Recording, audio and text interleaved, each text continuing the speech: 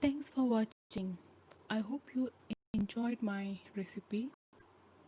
If you like this recipe, please share this to your friends and relatives. Also, don't forget to subscribe to my YouTube channel for more coming recipes.